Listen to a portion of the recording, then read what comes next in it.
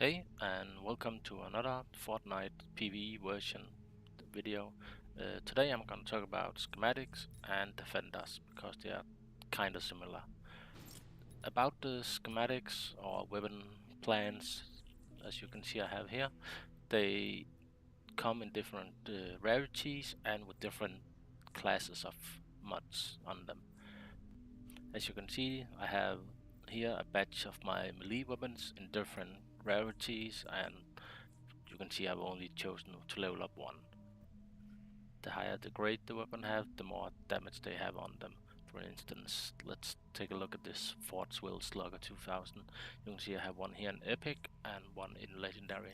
If we start out with the Epic, you can see that it will have a damage of 207.2 with an attack speed of 0.8. If we select the Legendary one, you can see that it has a damage of 225 with the same swing rate, so it'll do more damage per second and per hit. Recently we could actually see what they would call DPS, but they have chosen to remove it since it was kind of misleading. Another really important thing about the different schematics you might pick up is the mods on them. As you can see, I have two of the same batch here with the same name, but they have different mods on them. And also with the different mods, there are different grades of the mods. You can see this one is blue and this one is orange for legendary. Legendary mods will of course have higher damage and higher roll range than the lesser ones. For instance, you can see here that a gray, the level 5 mod adds 10% damage, whereas the blue will add 15%. So when you finally get a good schematic for the weapon you want, you also have to hope it will actually roll the right and the highest mods on them. As you can see, the higher grade the schematics are, the more mods they will have, as you can level them higher to obtain more benefits.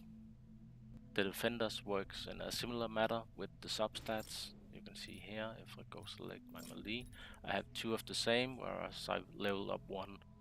They have different stats, so it's important to figure out which one you actually they would gain the most of if you haven't leveled one up already. You can see this one will have melee damage, sword damage, and hardware damage. Sword and hardware are two different kind of weapons, so basically he'll spread out his specialization into two categories, which of course ain't optimal since you can only equip one weapon on him at a time. This one, which I've chosen, is purely just because he was the first legendary I got, and you can see it's kinda stupid once you get another one, because he has axe damage, spear damage, and hardware damage. So he has specialization for 3 different weapons, but of course I'll only be using one at a time. And as far as I remember, I actually normally put a sword on him, so that's totally stupid of me. I should think about perhaps leveling up this one instead, since he'll be getting an 22% damage increase from the melee weapon and the sword damage combined. A good thing to know is if you want to retire in NPC Defender, you can do it by here clicking retire, and you will end up getting most of the XP and training manuals you put into him back.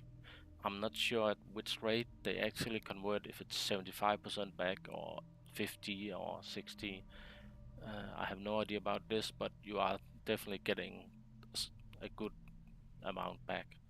So it's not all bad if you level one first and then finally get another one and you want to go for him.